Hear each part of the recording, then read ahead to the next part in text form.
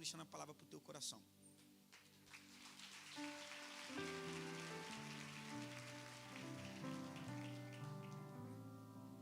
Que saudades, irmãos, família da Pai Senhor Jesus, amém? Louvado seja o nome de Jesus.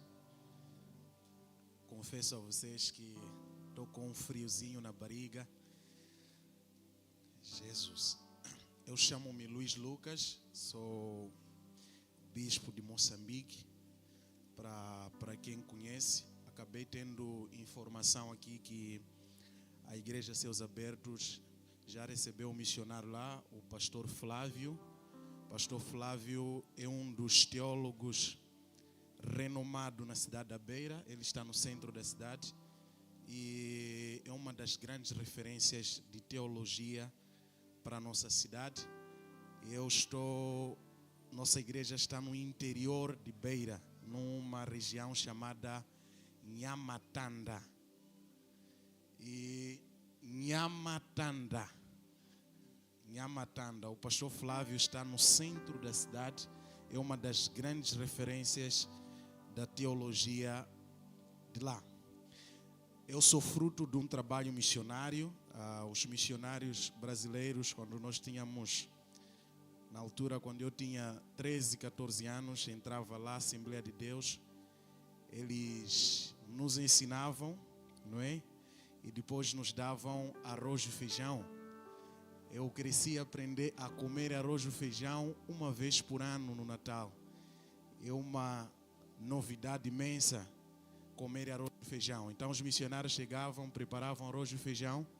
Nós ficávamos lá porque queríamos comer e depois eles nos entregavam a palavra de Deus. Com o andar do tempo, nós acabamos de perceber que a essência não era arroz e feijão, a essência era de trazer o reino para nós. E estou aqui fruto desse trabalho missionário e é promessa de Deus se cumprir na minha vida. Há 9, 10 anos que Deus, era menino ainda, Deus falava comigo e podia me trazer nesse lugar. Não acreditava. E este ano, quando eu conheci o pastor Adenir, falei com minha mãe tinha um terreno lá, vendeu. E eu sou primogênito, sou o mais velho de casa, tenho mais 3 irmãs. Falei para minha mãe que mamãe queria ir para o Brasil. Quem sabe eu consigo mais pessoas para poder apoiar o nosso trabalho de crianças. Os irmãos sabem que o Islã, para a zona norte de Moçambique, eles já invadiram, não é? Os muçulmanos, e eles entram nas aldeias esforçando as pessoas para poder se juntar à religião deles. Vocês sabem que o Islã tem recursos, eles vêm com oferta, principalmente alimentação, porque nós, na aldeia onde nós estamos, é só uma refeição por dia, não é? Que só eu janta. Eu nunca comi tanto na minha vida como estou a comer aqui no Brasil. Às vezes tenho que me esconder. Pastor, tem café da manhã. Pastor, tem um almoço aqui. Pastor, tem lanche. Minha mãe me contava a história que eu não acreditava. Ela disse que quando você ter a oportunidade nos primeiros dias de comer com muita frequência, você vai ter sensação de ficar doente. Nos primeiros dias que eu cheguei, comecei a comer tanto que pensei que já estava com malária. Os irmãos correram, me levaram para o hospital. Achei que estava a ficar doente. Fizeram exames lá, testes de malária, não acusou nada. Os médicos disseram está tudo ok. Eu disse não estou a acreditar, estou a ficar com fome de ar, estou a respirar mal. E acabei me lembrar daquela palavra que minha mãe me dizia que no dia que você comer tanto, vai ter sensação que está a querer ficar doente. E nós temos lá mais de 5.000 crianças em aldeias diferentes e Deus tocou meu coração para poder trabalhar com essas crianças. Nós reunimos as crianças, ensinamos a palavra de Deus e depois damos as refeições. Do momento nós conseguimos fazer uma vez por mês, que é o arroz e feijão, que o pastor Adenir, quando manda lá a oferta, não é? E estou com planos, meu sonho é de conseguir fazer com muita frequência, porque se fazermos com muita frequência, aí teremos oportunidade de podermos ter mais tempo para poder trabalhar com crianças. Na nossa região, é uma região que está próximo ao parque, E quando as pessoas vão lá semear, colocar alguma coisa, milho, para poder gerar alimento, se você quer que a sua machamba produza, tem que ficar todo dia nas noites a bater latinhas, não é? Para poder afugentar os animais. Ou tem que fazer fogueira, ou tem que bater latinha, porque tem muita invasão, principalmente dos elefantes, que entram lá nas aldeias, destroem casa, acabam estragar as machambas. Por essa razão que temos essa dificuldade de alimentação. E quando você dá comida, as crianças começam a brigar, porque outro quer levar arroz, esconder no plástico, quer esconder na camisa, porque dar ao seu irmão que ficou em casa. E deixa eu dizer alguma coisa para vocês. Vocês já precisam ser gratos a Deus, porque eu sinto que vocês são ricos. Eu não sei qual é o indicador que vocês usam para poder classificar a estabilidade que alguém é rico. Mas nós em Moçambique, quando alguém tem 3 refeições por dia, já é considerado rico. E as crianças lá, se uma mãe, uma vizinha, as crianças habituaram a comer uma refeição, que é noite, para poder ter energia, para brincar, para conseguir dormir. Então, se uma família consegue dar almoço, tem que falar com a criança, dar comida dentro, limpar a boca de criança para não falar para os outros. Porque se falar para os outros, aí vocês sabem como que a África tem muita feitiçaria, você acaba morrendo, não é? Tem muita guerra de feitiçaria lá. Eu creio que os irmãos sabem muito bem. Não sei se nós podemos apresentar os vídeos, só para os irmãos terem noção. Eu vim aqui para poder o pessoal nos conhecermos pessoalmente, porque agora tem muita gente que quer usar esse projeto de criança para poder criar benefício próprio. E o brasileiro é muito desconfiado. Quando você fala só ao telefone, acaba não gerar muita credibilidade, não é? Por essa razão vim para conhecer de perto, para contar a história, e já deixei o convite lá para o pastor Adenir, e vou deixar também o convite para o pastor Sandro, se puder no próximo ano nos visitar, vai ser uma grande bênção. Eu participei no ICAD e falei para o pastor Adenir que vamos fazer um encontro lá de homens para ver demônio de verdade. Demônio de verdade. O pessoal lá é muito possesso e estou a deixar esse convite para vocês também, se puder, venham fazer um ICAD lá, vai ser uma grande bênção. Louvado seja o nome de Jesus. Vou deixar os irmãos assistir os vídeos, depois vou deixar uma palavra em nome de Jesus.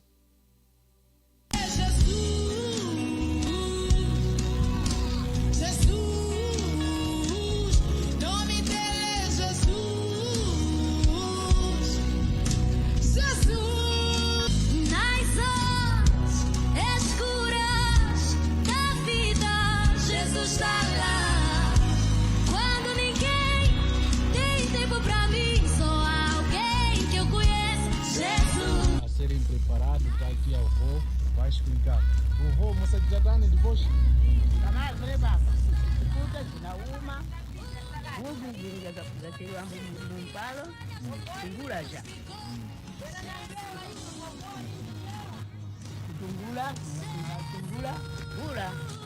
Gula, fuça. Está aqui ela explicando, depois daqui de secar tem que assar ele para poder comer. E essa é a nossa realidade, meus queridos. Essa é a nossa realidade. Está no chão. Veja lá isso. Tem tempo pra mim, sou alguém que eu conheço. Nas horas amargas. Vamos. Queridos, graça e paz. Estamos aqui hoje, no sábado, dia 7 de junho. Estamos aqui fazer visita. Hoje aqui nós encontramos as crianças estão a comer rato, né? Isso é rato. Veja só. Veja só. E temos aqui, estão a acompanhar com uma farinha leve. Então, quero trazer um vídeo de reflexão para você que tem reclamado muito da vida. Reclama com tudo, menos nada. Valorize o que Deus coloca na mesa para você. que as crianças na África estão aqui comendo rato, né? Estão aqui comendo o rato e aprenda a valorizar aquilo que Deus coloca no pão, na mesa para você. Deus abençoe, em nome de Jesus. O que se pode fazer para trazer a presença de novo? Será que ainda existe quem tenha fome, quem tenha sede? O que se pode fazer para finalmente despertar um povo? Aquebrantado, atrair novamente o noivo. Se Deus só precisa de um disposto, eu me disponho. Arrependido em favor de toda a nação. Oh Deus, é certo que você quer fazer de novo. Por que não aqui? Por que não agora? Aqui é onde os grandes não têm vez. Eu entro em aliança. Aqui é onde os grandes não têm vez. Eu entro em aliança. Aqui é onde os grandes não têm vez. Eu entro em aliança. Até que ele venha. Até que ele venha.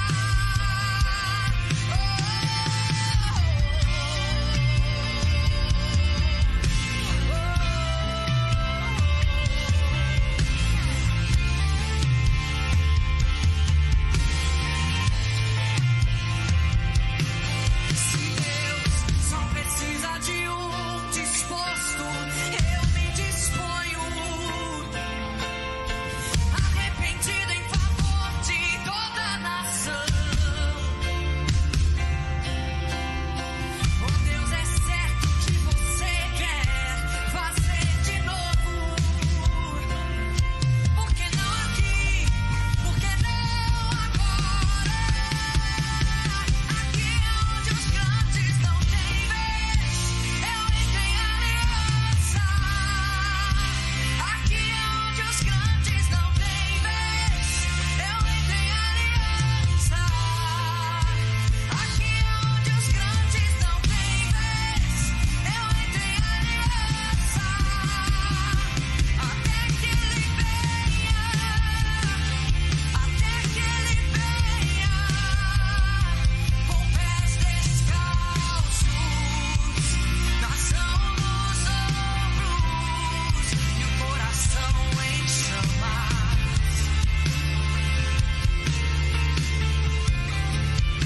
Beijando.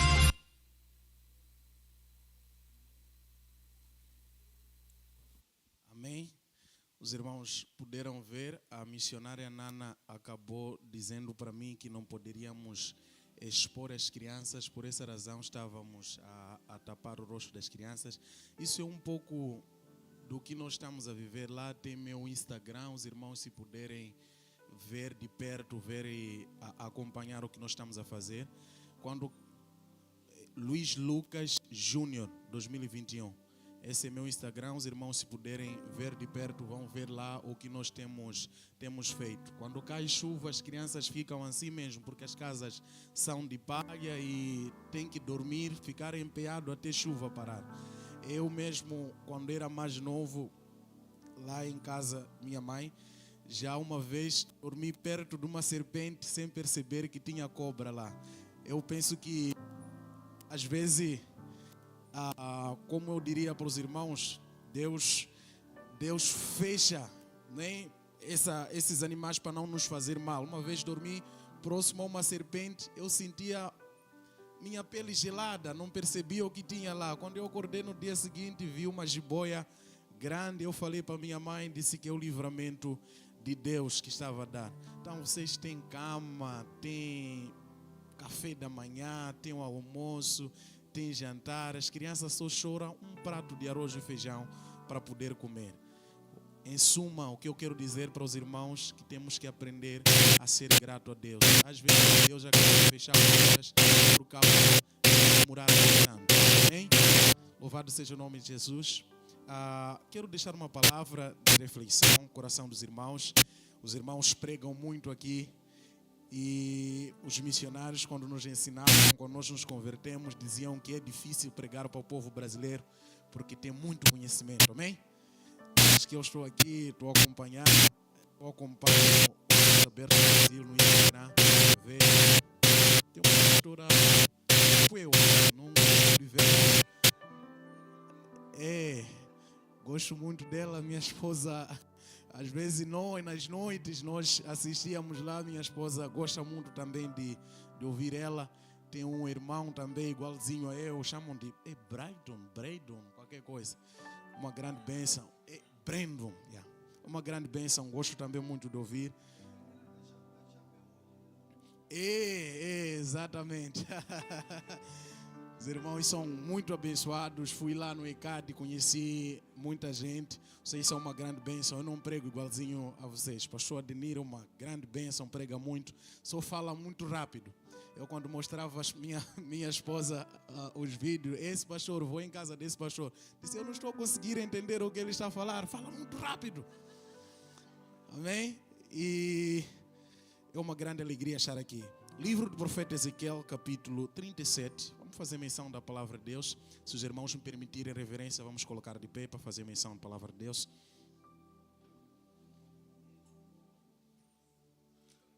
Luiz Lucas Júnior 2021, esse é o nosso Instagram para os irmãos que querem acompanhar, ajudar o nosso projeto a crescer. Ezequiel capítulo 37, vamos fazer menção da palavra de Deus. Todos os irmãos acharam? Os que acharam, diga amém. Os que não acharam, diga espero por mim. Acho que todo mundo acharam. Ezequiel capítulo 37, versículo 1 diz assim o epígrafo: a visão de um vale de ossos secos. Veio sobre mim a mão do Senhor. Ele me levou pelo Espírito do Senhor e me deixou no meio de um vale que estava cheio de ossos. E me fez andar ao redor dele. Eram muito numerosos na superfície do vale e estavam sequíssimos. Amém? Fecha sua Bíblia. Vamos fazer uma oração. Pai, em nome de Jesus, eu quero te dar graça nesta manhã. Espírito Santo, o Senhor sabe que sem ti não posso, Jesus. Sou dependente da tua presença. Eterno Deus, fala com os nossos corações nesta manhã. Meu Deus eterno, toca onde não consigo tocar, entra onde não consigo entrar. Deus querido, em nome de Jesus eu te peço, Senhor, se conosco, em nome de Jesus. Amém. Podem tomar vossos assentos. Eu não vou queimar muito tempo não, porque vocês... Queridos, nós fizemos menção da palavra de Deus, o livro que foi escrito por profeta Ezequiel. Ezequiel é considerado de um dos profetas exílicos, outros chamam de profeta cático, porque Ezequiel, ele profetizou dentro do cativeiro babilônico. Os teólogos dividem os livros proféticos em profeta pré-exílico, profetas exílico e profeta pós-exílicos. Profetas pré-exílicos são profetas que profetizaram antes do cativeiro babilônico. Por exemplo, Jeremias. Profetas exílicos são profetas que profetizaram dentro do cativeiro babilônico. E o profeta pós-exílico são profetas que profetizaram depois do cativeiro babilônico.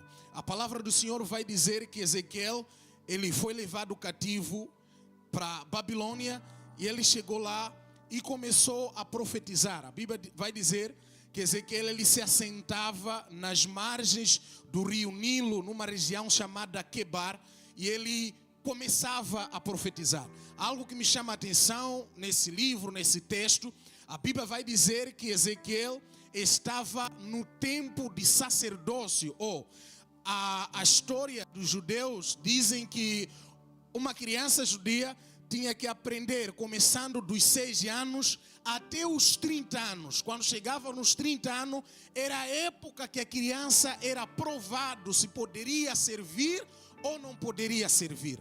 Então, quando Ezequiel foi chamado, nesse capítulo que nós fizemos menção, ele estava no ano, ele fazia já 30 anos e estava no tempo do seu sacerdócio. Algo que me chama a atenção, a palavra de Deus vai dizer que Deus toma ele e mostra a ele um vale que estava cheio de ossos secos. E a palavra do Senhor vai dizer, Deus faz questões a ele. Deus diz para ele que porventura esses ossos podem viver. Ezequiel vai dizer que tu sabe, Senhor. E o texto que me chama a atenção, ou algo que me chama a atenção nesse versículo que nós fizemos menção, é que Deus leva Ezequiel para um vale de ossos secos. A minha mensagem eu quero intitular ela Profetizando no meio do vale. Amém? Ezequiel foi levado no meio do vale. Os irmãos sabem o que é vale. Vale nos dias atuais simboliza sofrimento. Vale nos dias atuais simboliza deserto. Vale nos dias atuais simboliza momentos difíceis que nós atravessamos. E eu tenho uma notícia boa para Deus. O que você está a viver hoje não dita o futuro que Deus preparou para você. Aquilo que você está a acompanhar hoje, aquilo que você está a viver hoje, não dita aquilo que Deus reservou para você. Deus vai te levar para você profetizar no meio desse vale. O deserto não é o fim do homem. O deserto não é o término do homem. Deus tem coisas grandes que Ele reservou para ti. E você não vai morrer nesse vale. Você vai profetizar nesse vale. Embora que os ossos estejam sequíssimos, Deus vai dar nervo. Deus vai dar veias. Deus vai dar sangue.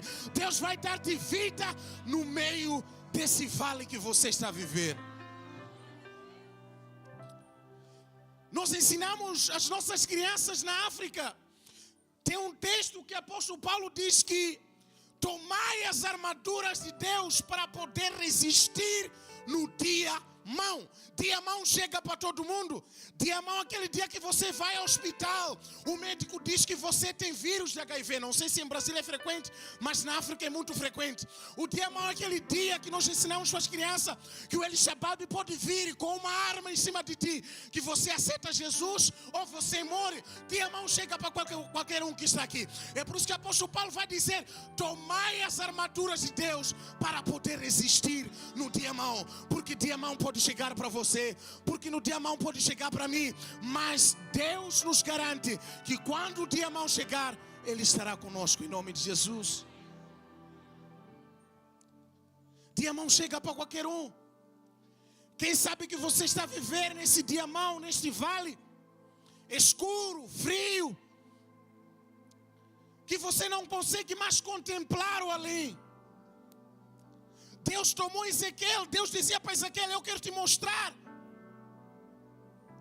Profetiza nesse vale. Profetiza para os ossos que estão secos. Ossos que estavam secos simbolizavam a nação de Israel. Eles estavam cabisbaixos. Eles estavam tristes. Eles estavam deprimidos, sem esperança, porque estavam no cativeiro.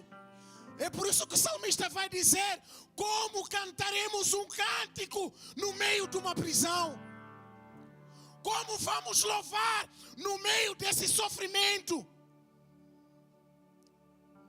E Deus vem falar para ti nesta manhã que esse vale que você está a viver não é o fim. Deus reservou coisas grandes para você. E Daniel, quando entendeu que estava já tempo, que a profecia já estava sendo cumprida, o ano que Deus havia falado que o povo já estaria cativo lá na Babilônia já havia se cumprido. A Bíblia vai dizer que Daniel colocou um propósito no seu coração. Ele jejuou 21 dias.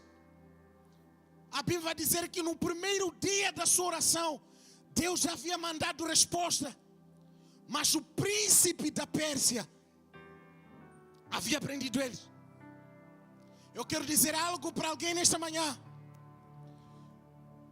que qualquer demônio territorial que está a prender as suas bênçãos, Deus está a desfazer nesta manhã. Você vai chegar no destino. Você vai cumprir o propósito de Deus na sua vida. Deus não coloca homem no vale para matar. Deus coloca homem no vale para forjar o caráter dele. Deus está a te forjar. E isso que você está a viver não é o fim.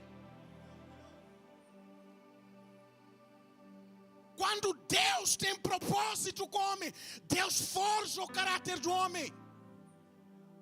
E Deus é especialista em forjar o caráter do homem. Deus não vai te levar no destino sem primeiro forjar o teu caráter. Deus não vai te levar ao destino sem primeiro te forjar, te preparar. E deixa eu te dizer, você está sendo preparado por Deus. Esse vale que você está vivendo, Deus está a forjar o teu caráter.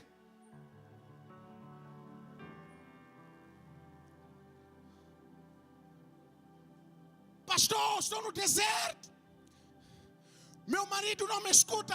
Deus está a te forjar para ser uma mulher.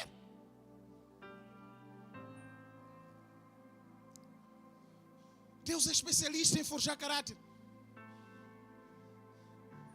Nós, quando ouvimos essa palavra, não acreditávamos. E o pastor que me doutrinou dizia: eu não gosto de pessoa que conta anedota no púlpito. E quero agradecer a Deus por essa oportunidade, porque é difícil confiar alguém ao altar. Eu aprendi sempre que meu pastor, quando nos doutrinava, não colocava qualquer um no altar. Às vezes parecia que estava a doer. Só agora entendo que ele queria me forjar, estava a me preparar. Deus é assim, Deus trabalha assim. Esse deserto que você está vivendo não é o fim. Deus está a te forjar. Este vale que você está não é o seu fim. Deus está a te forjar.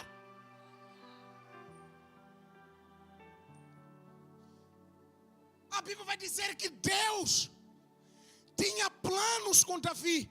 Mas antes de Davi subir no trono, Deus forjou o caráter dele. E você vai perceber que Davi foi governando primeiro em Hebron, depois foi governar em outro lugar e depois tornou-se rei de Israel.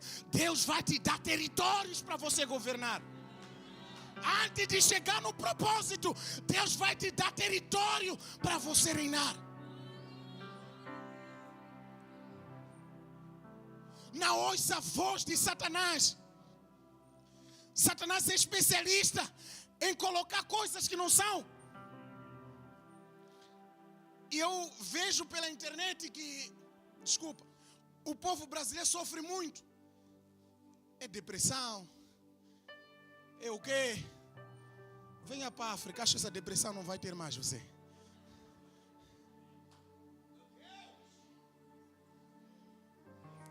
Venha na África, deprimido, não quer sair dentro de casa. Dorme aí. Você vai acordar, o elefante já está com o bico dele a sacudir. Eu quero ver se você vai ficar depressivo ou não.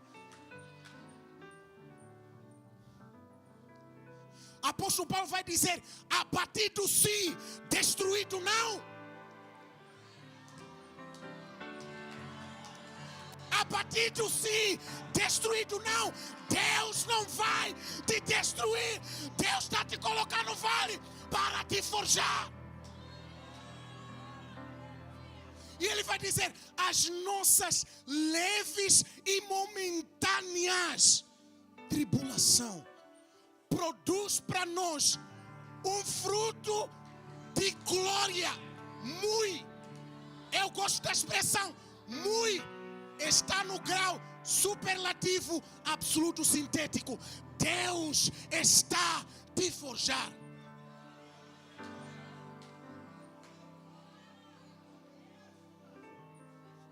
Deus está forjando teu caráter. Diga para o seu irmão: não desista. Diga para o seu irmão: não desista.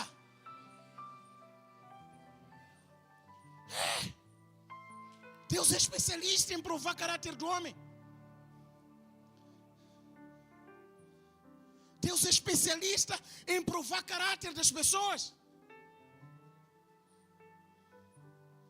E esse deserto que você está, eu quero contigo nesta manhã. Já estou a concluir minha mensagem. Eu quero consigo nesta manhã.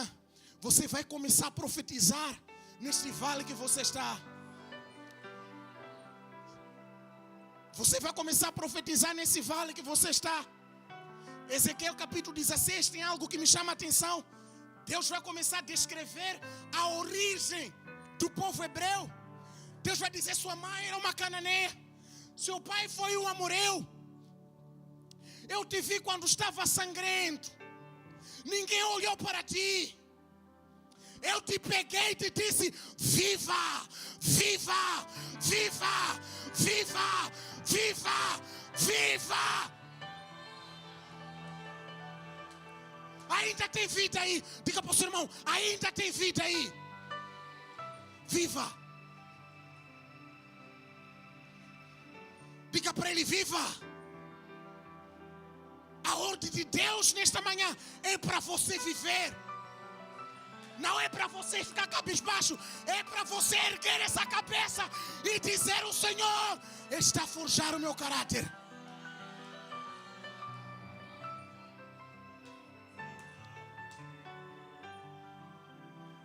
Depressivo, não quer tomar café da manhã.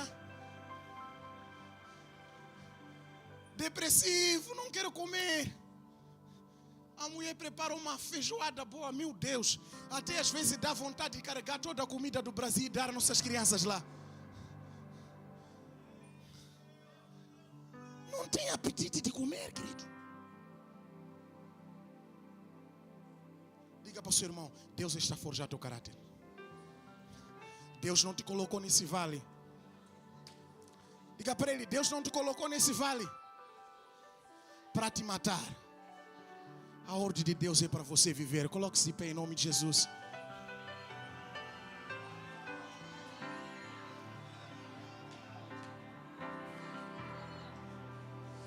Às vezes temos que entender a voz de Deus e dizer: chega, amém? Eu creio que Deus falou consigo. Não quero me alongar, senão quando me alongar vou acabar ultrapassar e falar coisas que Deus não está lá. Amém? Às vezes Deus fala em 5, 10, 15 minutos, é o suficiente. Levanta a sua mão, vou fazer uma oração para ti.